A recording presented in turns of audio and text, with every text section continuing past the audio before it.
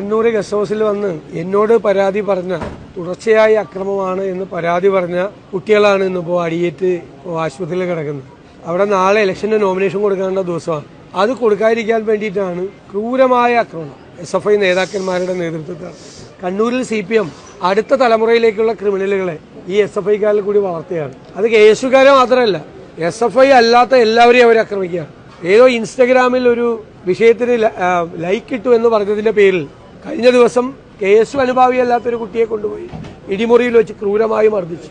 18-19 വയസ്സൊക്കെ ഉള്ള കുട്ടികളെയാണ് ഇങ്ങനെ ക്രൂരമായി മർദ്ദിക്കുന്നത്. കുറെ അധ്യാപകർ അതിന് കൂട്ടുനിൽക്കുകയാണ്. പ്രിൻസിപ്പൽ നിസ്സഹായനായി നിൽക്കുകയാണ്. കാരണം അദ്ദേഹത്തിനവിടെ വരാൻ പറ്റില്ല, പച്ച തെറിയാണ് പറയുന്നത്. അവരുടെ കൂടെ നിൽക്കാത്ത അധ്യാപകരുടെ തന്തയ്ക്കും തള്ളയ്ക്കും വിളിക്കുകയാണ്. SFI അല്ലാത്ത എല്ലാവരും ആക്രമിക്കപ്പെടുകയാണ്. ഇത് അവസാനിപ്പിച്ചേ മതിയാവൂ. ഇങ്ങനെയാണ് വിദ്യാർത്ഥി സംഘടന വളർത്തുന്നത്. നിഷ്പക്ഷനായിട്ട് ആ ക്യാമ്പസിൽ പഠിക്കാൻ പറ്റില്ല.